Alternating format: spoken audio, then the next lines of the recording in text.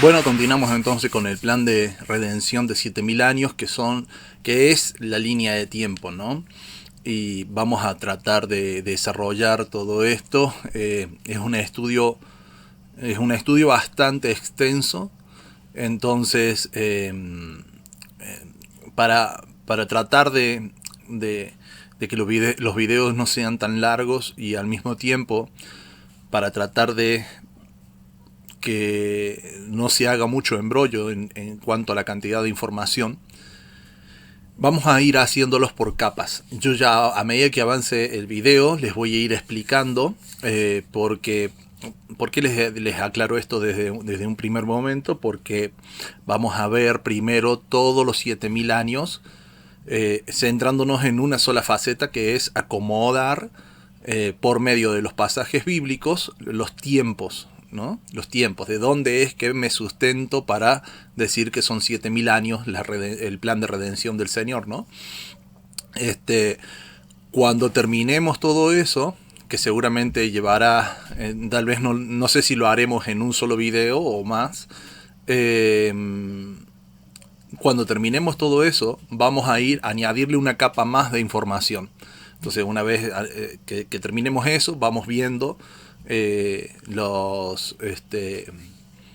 los imperios, vamos viendo los distintos sucesos. Si bien ustedes van a ver en cada presentación que haga, ustedes van a ver eh, una diapositiva completa con prácticamente toda la información, pero el desarrollo, cada partecita de la diapositiva contiene información oculta, que es la que vamos a ir analizando a medida que toquemos los distintos temas. Cuando analicemos el tema de los imperios, se hace un clic y se agranda, y ahí tenemos más información sobre los imperios. Entonces, no se conformen solamente con lo que van a ver a la primera. Esperen y vamos a ir desarrollándolos poco a poco. Salmos 77, 11 al 13 dice: recuerdo las proezas de Yah, sí, me acuerdo de tus maravillas antiguas. Repaso todas tus obras y reflexiono sobre tus hechos. Oh Elohim, tu camino es santo. ¿Qué deidad es tan grande como Elohim? Y literalmente lo que vamos a estar haciendo es repasar, recordar y repasar todas las proezas, toda la fidelidad del Señor, todas esas maravillas antiguas, actuales y las que hará al futuro. La Biblia tiene algo tan lindo, que es que nos dice desde el principio todo lo que va a suceder. Lo dice por medio de símbolos, lo dice de formas que tal vez a la vista, al primer vistazo, no son tan obvias, pero eh, lo hace, digamos, no deja nada al azar. No deja nada a que, bueno, tal vez si te parece, si coincide en algún momento, decí que soy yo. No, la Biblia no es así. Isaías 46:9 dice, 46:9 y 10 dice: acordaos de las cosas pasadas desde los tiempos antiguos, porque yo soy Dios y no hay otro Dios, y nada hay semejante a mí, que anuncio lo que ha de venir desde el principio, y desde la antigüedad lo que aún no era hecho. Que digo, mi consejo permanecerá y haré todo lo que quiero. Y esto es lo que caracteriza y distingue a la Biblia de cualquier otro libro en la historia. Para nosotros hoy se nos hace más fácil, más sencillo hablar de esto, porque tenemos libros, tenemos la historia escrita. Entonces, cuando nosotros miramos hacia atrás, podemos ver cómo realmente la Biblia se ha ido cumpliendo. Pero claro, en la época de Moisés, de Abraham, no era tan así. Pero esto es lo contradictorio, ¿no? Lo hipócrita a veces de cómo suceden estas cosas. Porque es cierto que en la época de Abraham y de Moisés no tenían un registro con el cual digan, wow, este sí es el Dios verdadero, ¿no? Y ellos tenían mucha más fe que las que hay hoy. Hoy, que todo el mundo, al tener el registro, al poder comprobar la veracidad bíblica en toda su faceta y lo maravilloso que es, debería ser más fácil que la gente tuviese fe. Sin embargo, no lo hay. Fíjense que qué tremendo esto, porque es lo que dijo Jesús, ¿no? Jesús dijo que bienaventurados aquellos que creen sin ver. Y todo esto de la antigüedad son los bienaventurados, los que creyeron sin aún ver las cosas. Pero nosotros que tenemos todo para distinguirla, que a lo largo de la historia la hemos visto cumplirse, nos vemos día a día, en los registros arqueológicos nos cuentan de esto, los registros fósiles nos cuentan de esto, todo habla de las maravillas del Señor, todo habla de la veracidad bíblica. Incluso, como dicen los salmos, los cielos cuentan la gloria del nombre del Señor. Pero aún así la gente decide no creer, decide no tener fe. Entonces, bienaventurado aquellos que sin ver tuvieron fe. Esos son los realmente bienaventurados, ¿no? Y qué triste que en nuestra sociedad que nosotros seamos de esta manera, ¿no? Porque a veces decimos, sí, qué manga paganos, incrédulos, aquellos. No, esto también pasa dentro de los que dicen tener fe. Todo tiene que ser comprobable, todo tiene que ser plausible, o se van por el otro extremo. Dios, al dejarnos en Isaías esto, de que Él anuncia todo lo que va a hacer, Él no nos pide una fe ciega. Y lo que muchas religiones piden es eso, es una fe ciega. Pero Dios no pide eso. Dios pide fe, que tengamos fidelidad a Él, que nuestras acciones sean conforme a su voluntad. Eso es lo que Dios está pidiendo. No una fe ciega, no que hagamos cosas extraordinarias. Simplemente que vivamos conforme a lo que Él pidió. Nada más. Y esta fe ciega, esta fe corrupta, está plagando, está abarcando prácticamente todas las religiones, todos los que dicen tener fe. Juan capítulo 13 versículo 19 decía Jesús, desde ahora les digo, antes que suceda, para que cuando suceda crean que yo soy. Y esta es la razón, lo mismo que se escribió en Isaías. Este es el sentido, es para que cuando suceda crean que yo soy. No es para que adivinemos el futuro. Mucha gente han querido estudiar, por ejemplo, Apocalipsis, que tiene una estructura basada en el 7, como lo vamos a ver y como lo vamos a estudiar, ¿no? Pero que tiene una estructura basada en el 7, queriendo adivinar el futuro. Pero la Biblia nunca fue escrita para que nosotros adivinemos el futuro. Como mucho sabríamos una idea general, pero no para adivinar el futuro. No nos vamos a poder adelantar a los tiempos, no nos vamos a poder adelantar a los hechos. Hay mucha gente que se está queriendo preparar para un futuro distópico. Pero ¿cómo van a lograr hacer eso? Año a año hay mucha gente quedando en ridículos por hacer ese tipo de preparativos para algo que ellos no conocen los tiempos, no conocen las formas, no conocen, y se los digo yo que tampoco, no me doy por conocido de esto. También les digo, yo tampoco los conozco del todo. Podemos tener una noción del tema acá, pero Dios no nos manda con todas estas profecías. Dios no nos manda a que nosotros nos preparemos guardando alimentos ni nada por el estilo, ni yendo a un campo, ni nada de eso. No, Dios nunca nos pidió eso. Al contrario, Dios pide, vayan y prediquen, vayan y hablen, vayan y muestren de mi amor, porque cuando se vieron las cosas difíciles, Él no se ocultó. Cuando nosotros estábamos en el peor momento, Él no se ocultó. Él vino Él estuvo presente. Y nosotros, siendo imagen y semejanza de Él, debemos hacer lo mismo. Segunda de Pedro, capítulo 3, versículo 8, dice: Mas, oh amados, no ignoren esto, que para con el Señor un día es como 1000 años, y 1000 años como un día. Y acá Pedro se estaba valiendo de Salmos 94, de acá sacaba el sustento, ¿no? Porque 1000 años delante de tus ojos son como el día de ayer que pasó, como una de las vigilias de la noche. Entonces Pedro estaba entendiendo que lo que decía el salmista era que para Dios 1000 años son como un día. Y Pedro en esto entendía aún algo más, y lo da cuando Pedro habla, cuando Pedro menciona esta parte. Ustedes lo pueden leer en el capítulo 3 de Pedro completo. Viene hablando del contexto de la creación y de cómo la gente cree que a Dios promete muchas cosas y no cumple nada. Y dice Pedro, hay muchos que dicen que desde los tiempos antiguos las cosas no han cambiado, el cielo y la tierra no ha pasado, no ha habido ningún tipo de cambio, como que Dios no cumple. Y Pedro les dice: recuerden, hermanos, que para Dios un día es como 1000 años, 1000 años es como un día.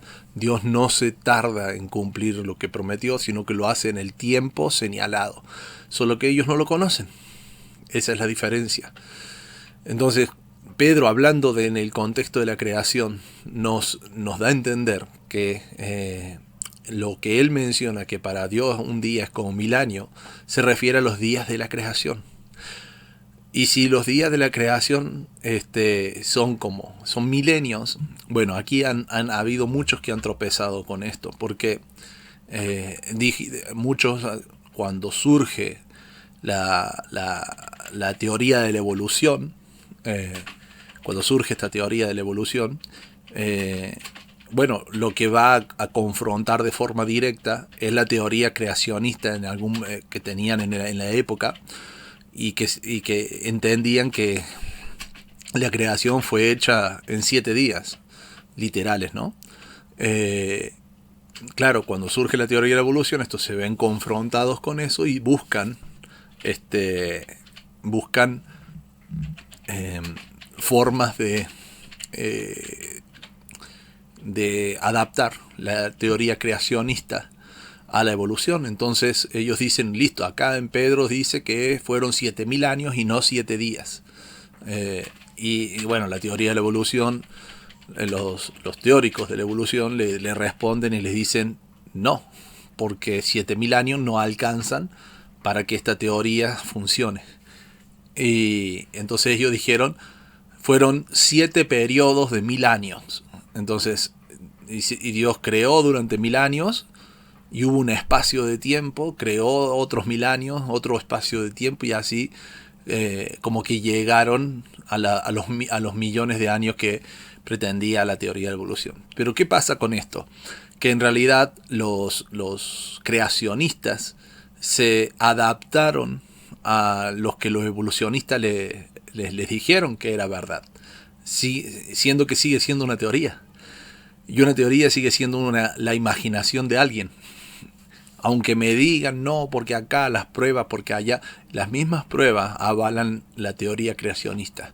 Las mismas pruebas. No son pruebas que en realidad la invaliden. La avalan. Depende de la teoría que vos le quieras implantar a esas pruebas. Entonces, el estudio, y a lo que voy a ir en este punto, es específicamente a la parte profética. Lo que Pedro estaba diciendo, y a esto es lo que quería llegar, lo que Pedro estaba en realidad hablando y diciendo en este punto, no era que Dios creó el mundo en 7000 años, literalmente, sino que la creación, vamos a ponerlo así, la creación es todo esto. La creación dura 7000 años, ¿no? Y estos 7000 años son proféticos. Entonces, Dios crea el mundo acá, ¿no? El mundo como lo conocemos. y la Biblia no da demasiados detalles. Lo pudo haber creado en 7 días, lo pudo haber creado de una sola vez, ¿no? Pero en realidad lo que va a hacer referencia a la Biblia es a hablar de forma profética. Entonces, en el día 1, en esta parte, la Biblia nos va a dar símbolos de todo lo que va a suceder en el primer milenio de la humanidad. Símbolos en el día 2 de lo que va a suceder en el segundo milenio, y así sucesivamente hasta llegar al número 6, al símbolo número 6, o al milenio número 6, donde nos da los símbolos de todo lo que sucede en nuestro milenio. Nosotros estamos viviendo acá al final de este milenio, en nuestro milenio. Y el séptimo milenio, la Biblia nos da también no nos da una descripción simbólica, nos dice Dios reposó, pero sí nos da unas descripciones de lo que va a suceder en este milenio por medio de la profecía y del Apocalipsis. Entonces, en realidad, básicamente, para que nosotros nos entendamos mejor, estos 7000 años son descriptos en forma de días, los milenios, y en forma de símbolos, todos los eventos que van a ocurrir a lo largo de 7000 años de historia. ¿Por qué entonces esto? Porque esto es el proceso de la creación, y luego de este séptimo día, luego viene cielos nuevos y tierra nueva, y acceder a la presencia de Dios para vivir eternamente. Entonces, eso es lo que va a estar hablando simbólicamente, en realidad, el Génesis, y no necesariamente de ciencia. Hay muchos temas hermosos y muy lindos para abordar en cuanto a lo que es ciencia, y estaría fantástico hacer un video exclusivamente de eso. Pero no es el objetivo ahora, ¿no? Ahora nos vamos a centrar en lo que sería básicamente la parte simbólica, ¿no? A la parte profética de esto. Génesis capítulo 1, versículo 1 dice: en el principio creó Dios los cielos y la tierra. Y vamos a analizarlos por separado, tanto el 1 como el 2, porque nos dan una linda información antes de empezar a describirnos la forma en cómo creó Dios los cielos y la tierra. Tanto el principio, tanto el versículo 1 como el versículo 2 hay que tenerlos por separado. Acá el versículo 1 es una declaración totalitaria del Señor. Dice: en el principio creó Dios los cielos y la tierra. Punto. Acá tenemos la declaración de la autoridad de Él. Esto es lo que sucedió aquí, al principio, ¿no? Después nos va a decir lo que va a ir sucediendo en la historia de la creación de esto, ¿no? Bien, entonces en el principio creó Dios los cielos y la tierra. Bereshit bara Elohim et hashamayim be'et haaretz, en el hebreo. Y de esta forma, como ustedes lo tienen acá, es como se escribía el hebreo en la época de Moisés, ¿no? El hebreo antiguo. Esto sería Bereshit. Acá. La palabra Bereshit sería aquí esto. Que si nosotros vemos los significados de las letras, ¿no? de Bereshit, del hebreo, cada letra es un dibujito y cada dibujito tiene un significado, ¿no? Entonces nosotros podemos sacar toda una enseñanza solo viendo las letras.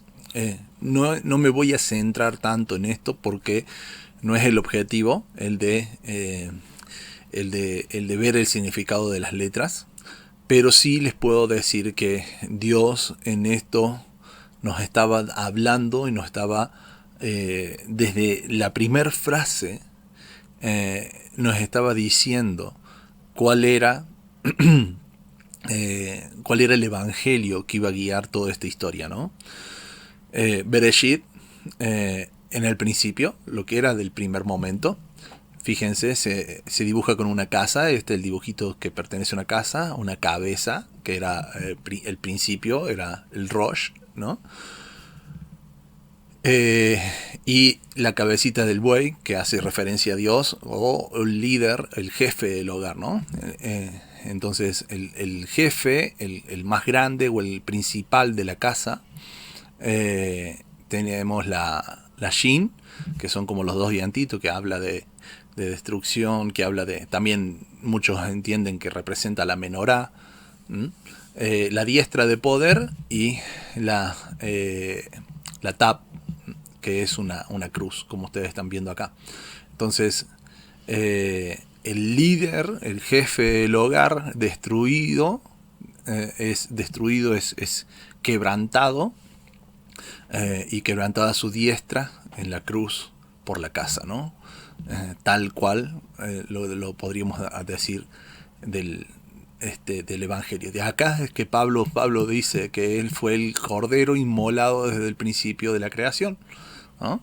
Pablo tenía muy bien claro todas estas cosas. La segunda palabra, la palabra bará, que es crear desde la nada, sería crear, bará, crear desde la nada, es esta segunda palabra. También la creación ocurre cuando ponemos el líder de la casa en primer lugar. Ahí es cuando de la nada surgen las cosas, ¿no? La palabra Elohim, que muchos tienen algunos dramas con esta palabra, ¿no? Que básicamente sería como dioses, porque es una palabra en plural, pero en realidad sería, en el énfasis hebreo, sería el Dios de los dioses, o el Dios, o el Dios sobre el cual no hay nada, no hay otro Dios, ¿no? Eso sería más o menos Elohim, y una traducción directa serían poderes, ¿no?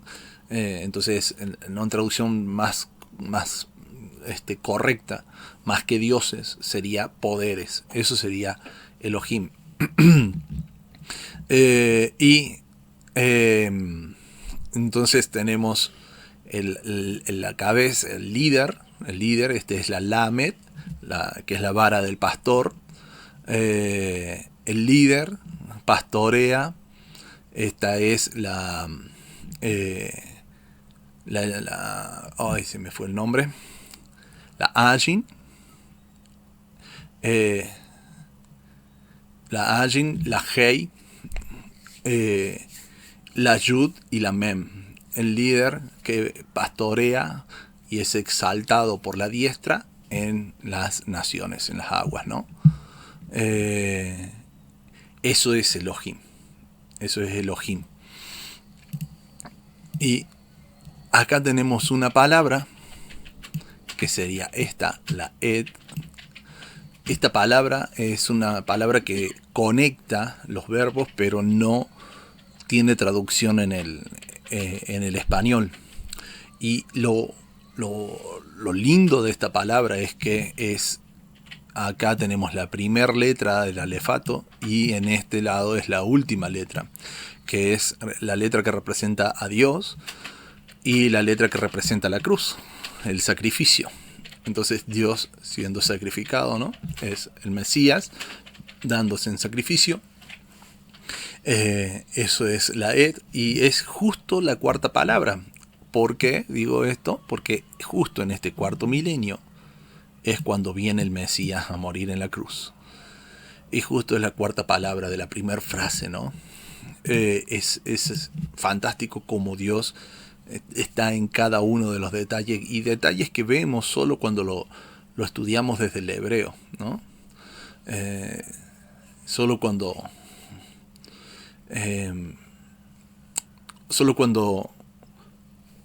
vemos ese idioma original que Dios dejó al pueblo, ¿no? Hashamain, los cielos, muchas veces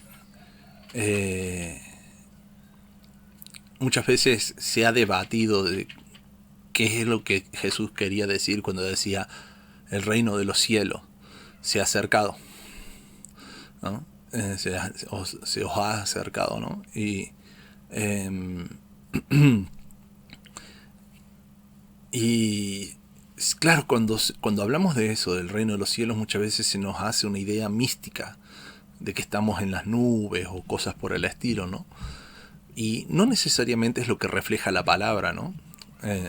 Acá, hash, esta primer parte es el, o los, en este caso, ¿no? Los cielos. Que es lo que haría esto, que es la Hei y la Shim, ¿no? Hasham, y en realidad lo que vendría a ser cielos, vendría a ser esto, Majim, donde tenemos una Mem, una Yud, otra Yud y otra Mem. La Mem representa agua, la Yud representa la diestra, y la Mem también representa agua.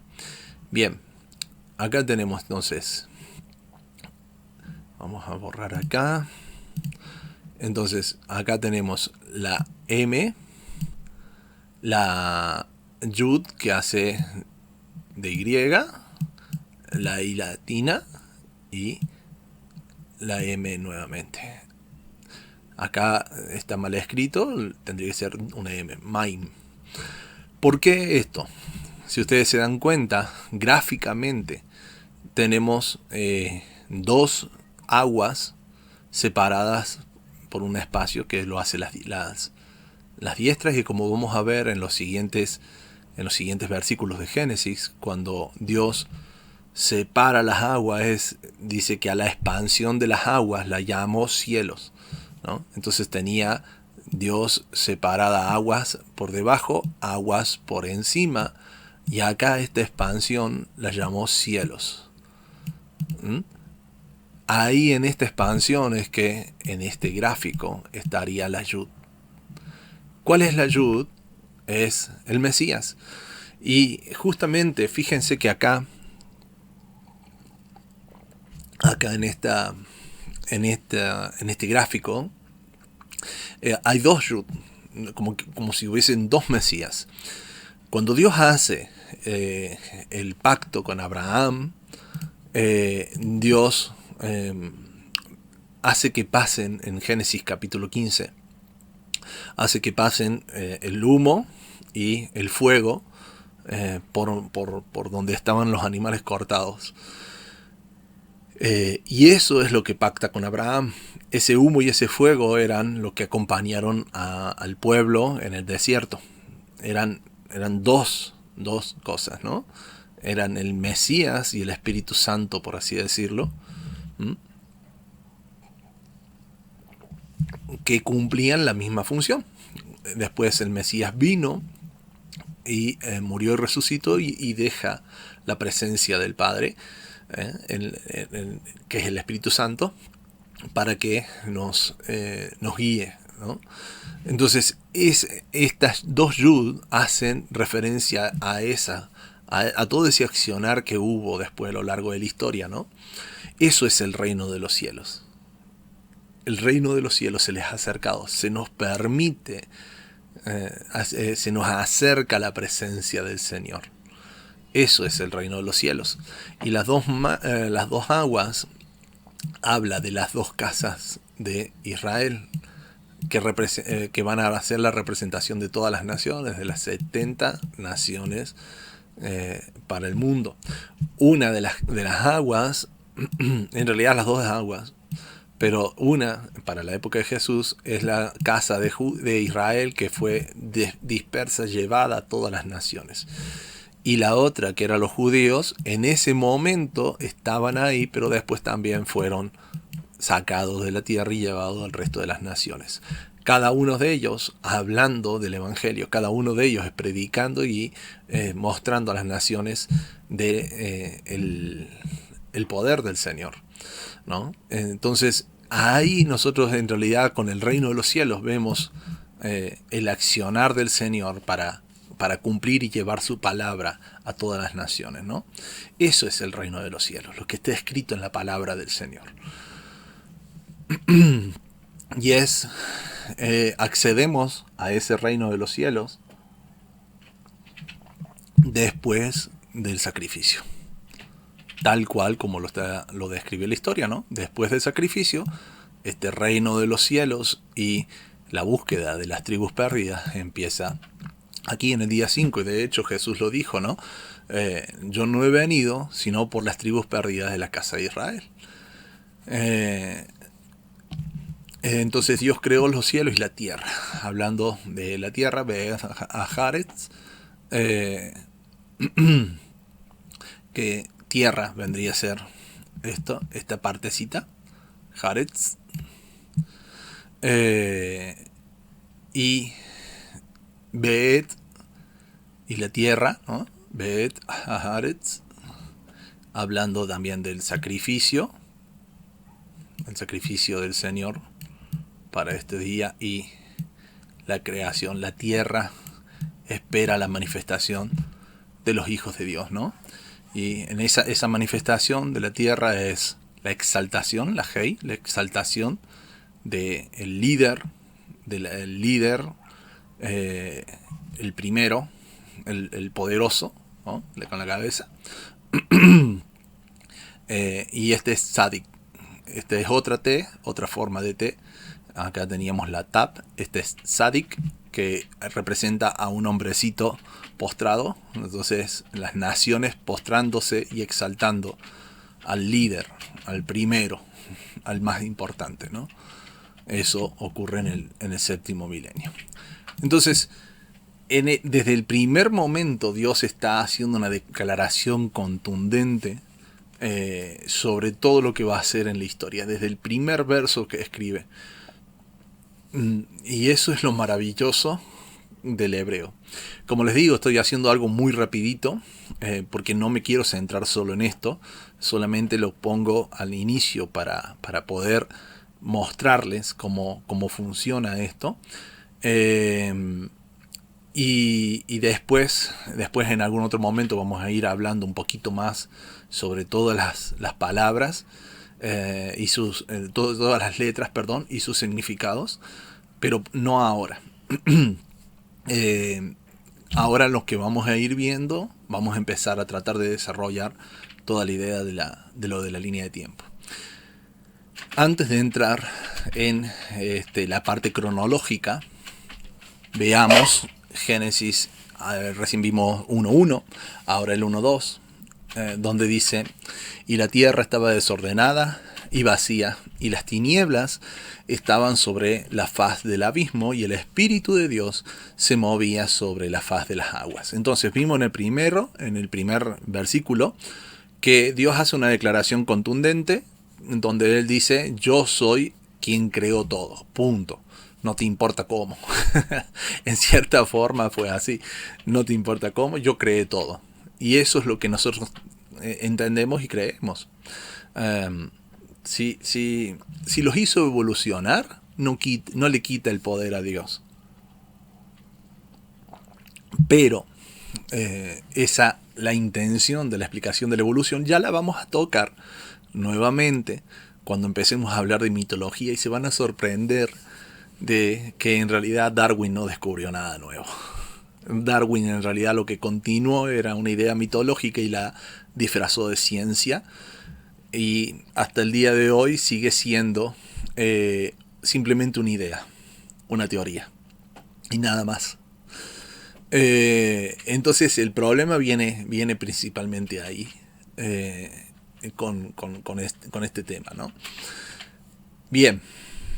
Dijimos, la tierra estaba desordenada y vacía. Esta es la segunda declaración. Entonces Dios crea todo. Y cuando lo crea, dice, la tierra al crearla estaba desordenada y vacía. Ahora habría que ordenarla. Acá hay gente, uno de los más conocidos, de los que exponen esta idea, es Armando Alducin, pero no es el único, que ellos entran a hacer unas conexiones re locas, unas imaginaciones absolutas, donde ellos dicen que si la tierra estaba desordenada y vacía, es porque antes estuvo ordenada y algo la desordenó. Por tanto hubo una batalla cósmica, ¿no?, que dejó a la Tierra en ese estado. Y conectan esto con Isaías 14, donde dice: tú que debilitabas a las naciones. Y presuntamente Isaías, según ellos, según la teología cristiana, según la teología cristiana, Isaías se refiere a Satanás. Y si se refiere a Satanás y y está hablando de que era perfecto en sus caminos, de que estaba en el Edén, bla, bla, bla, y que él debilitaba a las naciones, entonces Alducin de ahí deduce que existían naciones y un mundo creado antes de Adán y Eva. Y es re loco que Alducin llegue a esa conclusión. No es el único ni tampoco es el primero que llega a esa conclusión. Digamos que la mitología primigenia, la más importante, la que guía casi todas las otras mitologías, es esa idea que plantea Alducin. Los que entienden y creen en un dios, en el dios Saturno, ellos entienden que ahí estaba Saturno, ¿no es cierto? Saturno, de ahí viene la palabra para Satanás en el español. En realidad es una de las posturas que viene de ahí. En realidad la palabra Satanás es una palabra hebrea y Saturno es más bien del griego. Pero sí se cree que está vinculado y que de ahí viene la idea de Satanás, digamos, de nuestra civilización. Entonces ellos entienden que el dios Saturno era el dios solar o el sol de la Tierra antiguamente, y que este dios, bueno, ya lo vamos a ver con más detalles cuando estemos, digamos, hablando de mitología, ¿no?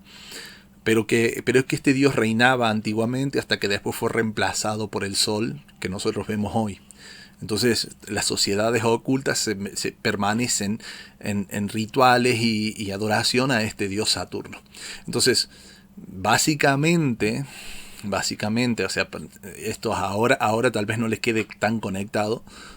Lo vamos a ver, como dije, en más detalle cuando hablemos de mitología, pero básicamente Alducin está comentando la misma idea que tienen las sociedades secretas.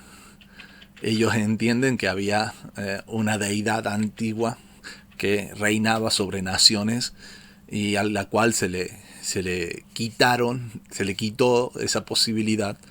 El mundo entró en un cataclismo y después de ese cataclismo el sol toma el lugar predominante y es la religión de hoy en día. Pero hay una religión oculta que adora el verdadero sol, que es Saturno. Eso es lo que creen estas sociedades secretas. Y Alducin, queriendo sin querer, les da la razón. Entonces tengamos cuidado con hacer conexiones aleatorias en la Biblia de algo que la Biblia en realidad no dice.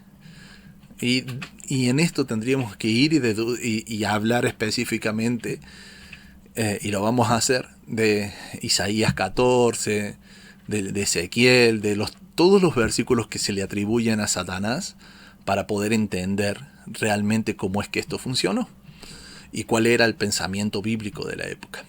Entonces, dejando esas ideas de lado, veamos específicamente qué es lo que dice la Biblia, ¿no? Todos los números estos que ustedes están viendo, esto H776 por ejemplo, son números del diccionario Strong. Este diccionario es uno de los más usados, los más populares en cuanto al estudio bíblico. Lo usan los institutos y demás, donde la palabra H hace referencia a hebreo. Cuando hablamos del Nuevo Testamento, en vez de H van a tener una G, que es del griego, y el número es el número que identifica esa letra, ¿no? Entonces, así, tal cual lo tienen copiado acá, es como aparece en el diccionario el escrito en hebreo, la transliteración, o sea, cómo se pronunciaría, y después tienen escrito acá todo lo que significaría, y en este caso para no extender, porque a veces los significados son mucha cantidad, entonces para no extender demasiado, en este caso no lo puse, pero ve, por ejemplo, acá tienen los dos puntos, y después de los dos puntos las palabras que están es la traducción con la cual se hizo. Este es el significado y la traducción que se le puso, ¿no? Bien, entonces veamos un poquito las palabras. Donde dice, y la tierra, acá ustedes tienen la palabra, que es la tierra, es Eretz, y significa eso, tierra, punto.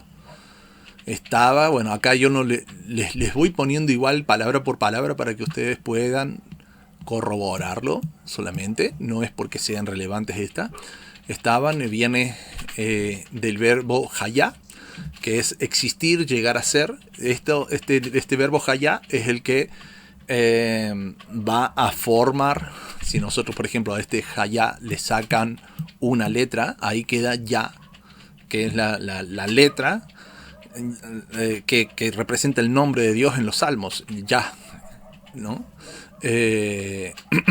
Y sale de este verbo, hayá.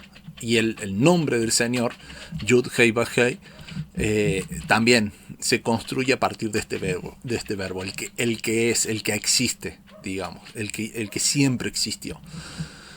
Entonces ahí está la palabra hayá.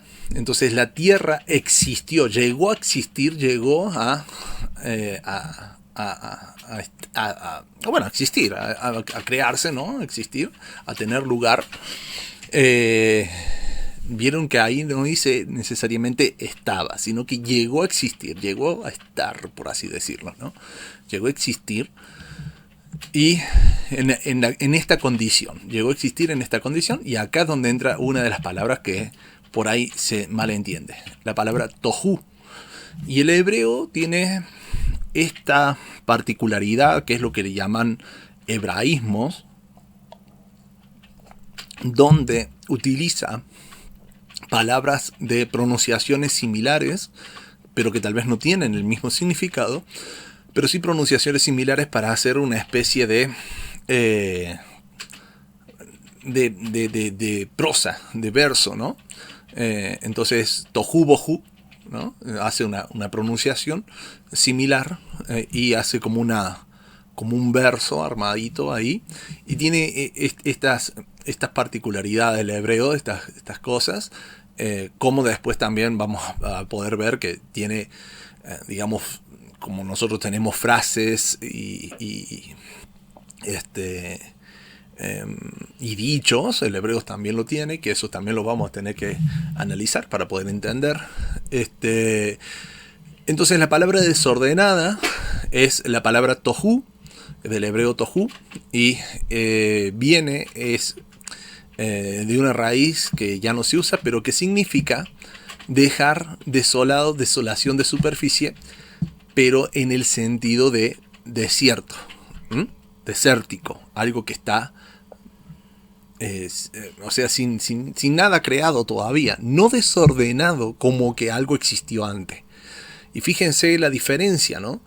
No es algo desordenado como que algo existió antes, sino que es algo desértico, algo desolado, que está solo, ¿no?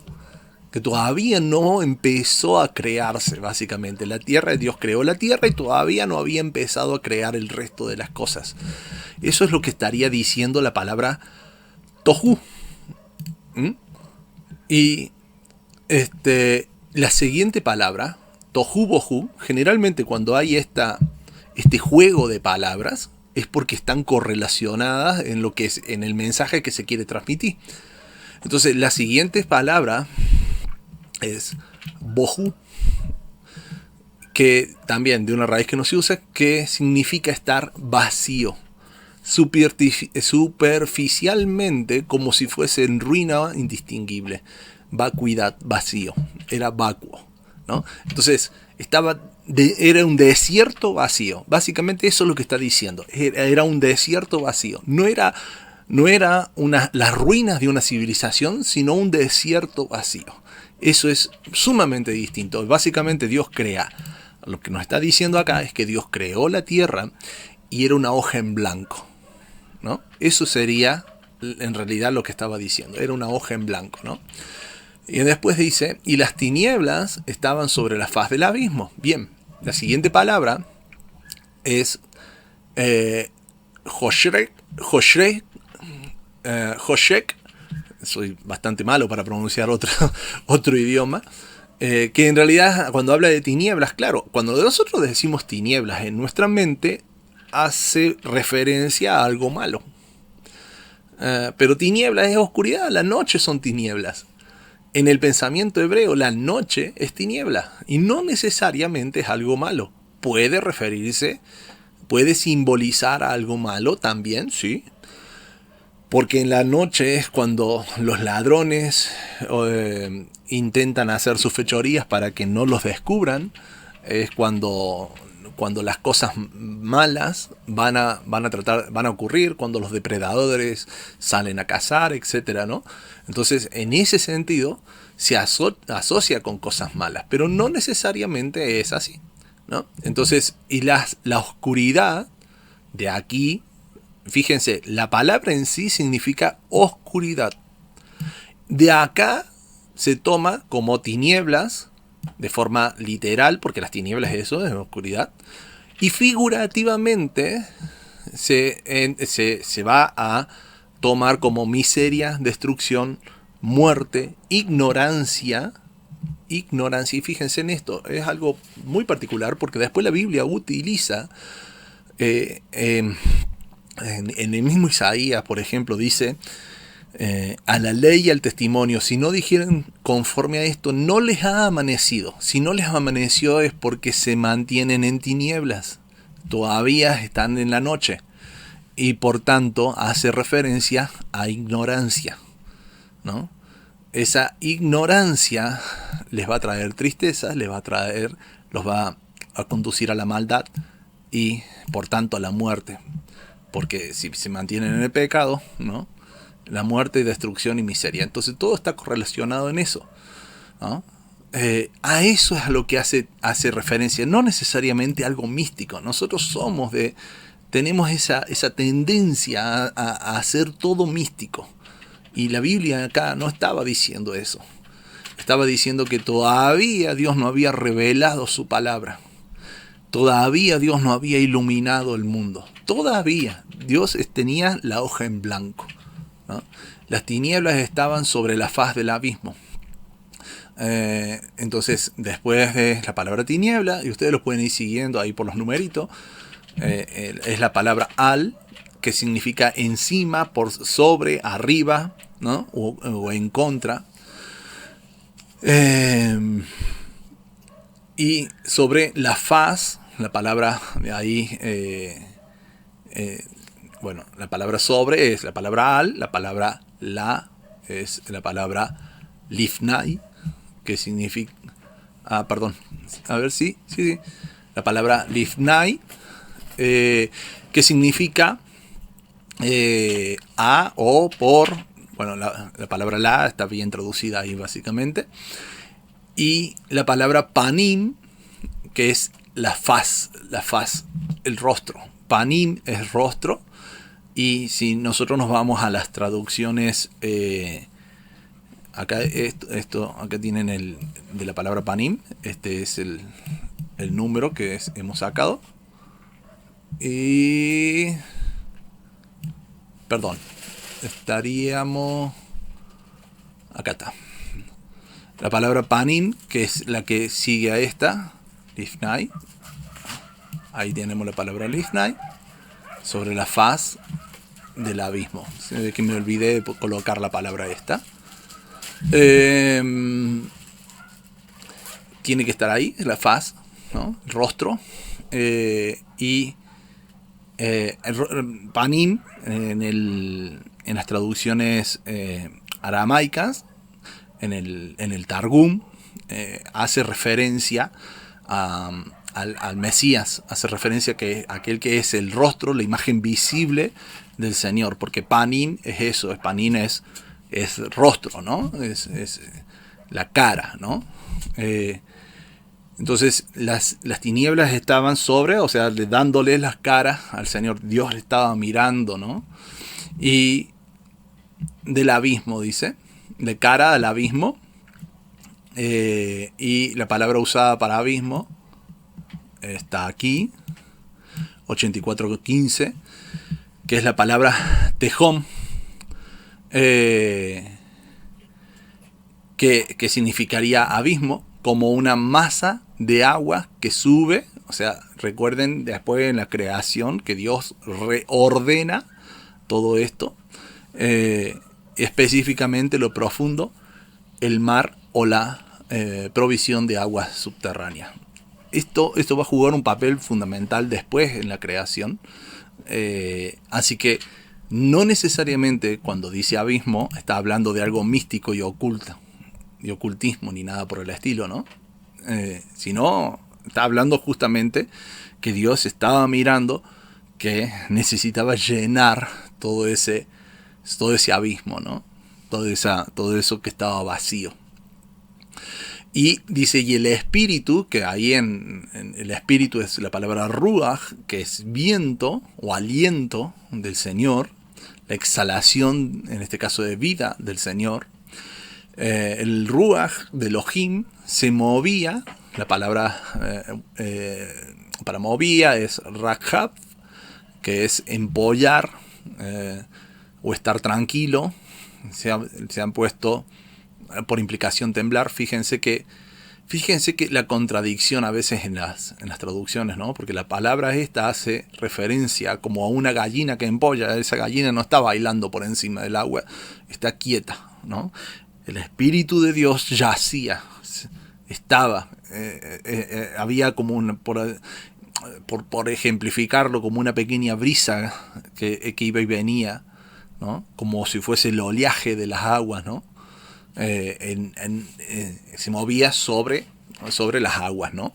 Sobre el maim, sobre lo que es las aguas. La palabra maim es aguas en plural en el hebreo, ¿no? En el hebreo. Así que, bien, acá tenemos un panorama de lo que nos está diciendo Génesis 1:2. No se está refiriendo a que Dios crea el mundo y algo y un Satanás lo destruye, o que ocurrió una guerra de los mundos en aquel momento y lo dejó desordenado y vacío porque murieron todos los otros, sino, claro, ahí ¿qué tendríamos nosotros? A Dios que, fíjense lo ilógico de esa idea, ¿no? O sea, a ver, tomémoslo desde el lado de Satanás. Primero, Dios crea, Satanás le destruye. Dios no destruye a Satanás, lo deja. Crea de nuevo, Satanás se mete en el Edén y vuelve a destruirle la creación. Y recién al último lo deja que corrompiera la creación de nuevo, deja que mate a su hijo, que vuelva a perseguir y a matar a todo su pueblo. Después, cuando llega el milenio, no lo destruye a Satanás, sino que lo ata y después lo vuelve a soltar. O sea, no es lógico con lo que Dios después nos va describiendo de su carácter a lo largo de la Biblia. No queda lógico ahí. Entonces, a pensar con un poquito de lógica, ¿no? Pablo decía que Dios pide de nosotros un culto racional, un culto pensante, ¿no? Un culto pensante para Él. No vamos a leer cada uno de estos versículos, pero aquí los tienen al menos. Ustedes le pueden hacer una captura de pantalla y buscar uno a uno. Estos son los versículos en los cuales menciona la Biblia de forma prácticamente directa. Hay muchos otros más que son indirectos, y que menciona todo esto del 7, ¿no? Tenemos, a ver, vamos a sacar esto acá. Fíjense, por ejemplo, Génesis 8, del 4 al 12, dice, y reposó el arca. Bueno, tienen todo lo que es Génesis 1, ¿no? De los 7 días de la creación. Ese sería de una forma más indirecta, ¿no? Pero dice, reposó el arca en el mes séptimo, a los 17 días del mes. Es el mes séptimo, ¿no? Cuando el arca reposa, cuando esa arca que va a representar al Mesías, aquello que nos resguarda a lo largo de la historia, ¿no? La presencia misma del Señor que calafatea para impedir que nos haga daño, ¿no? Las naciones, las aguas. Esa arca reposa en el mes séptimo, como Dios reposa en el séptimo día, como nosotros hemos de reposar en el séptimo de milenio, en la presencia de Él, en el reino de Él, del Mesías, ¿no? Sobre los montes de Ararat, y las aguas fueron descendiendo hasta el mes décimo, y en el décimo, al primero del mes, se descubrieron la cima de los montes, y sucedió que al cabo de 40 días abrió Noé la ventana del arca que había hecho, y envió un cuervo, el cual salió y estuvo yendo y volviendo hasta que las aguas se secaron sobre la tierra. Envió también de sí una paloma para ver si las aguas se habían retirado sobre la faz de la tierra, y no halló la paloma donde sentar la planta de sus pies, y volvió al arca, al arca, porque las aguas estaban aún sobre la faz de toda la tierra. Entonces él extendió su mano y tomándola la hizo entrar consigo en el arca. Esperó aún otros 7 días. Vieron que el 7 es muy reiterativo en la Biblia.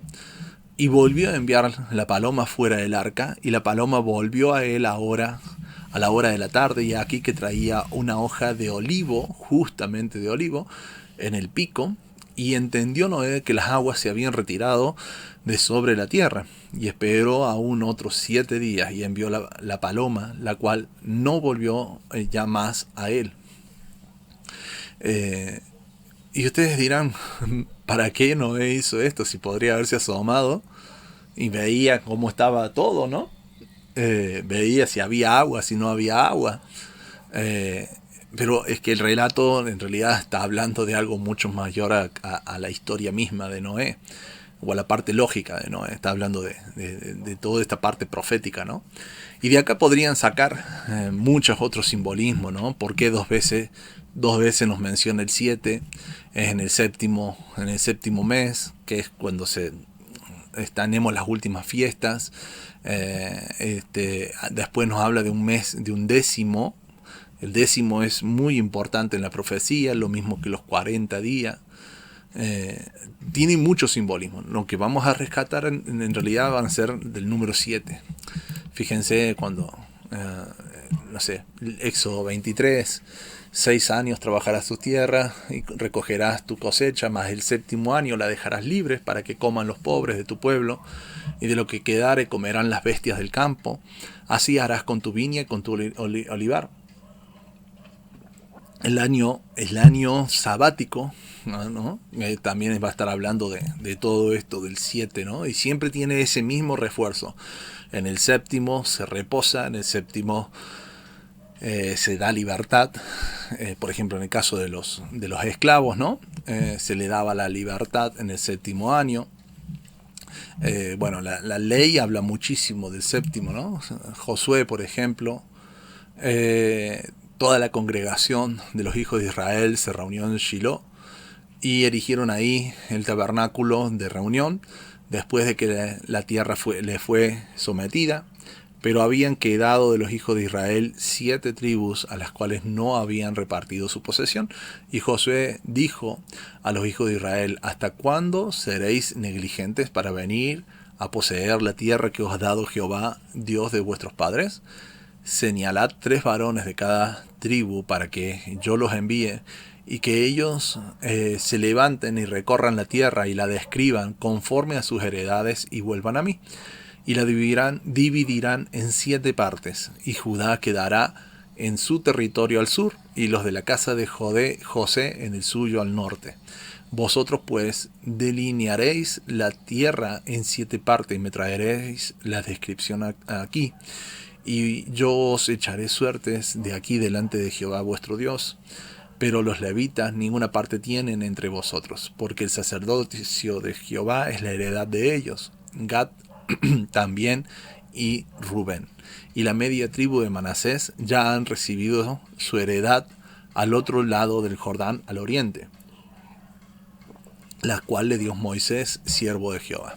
Levantándose pues aquellos varones fueron y mandó Josué a los que iban a delinear la tierra, diciéndoles: id, recorred la tierra y delineadla, y volved a mí para que yo os eche suertes de delante de Jehová en Shiloh.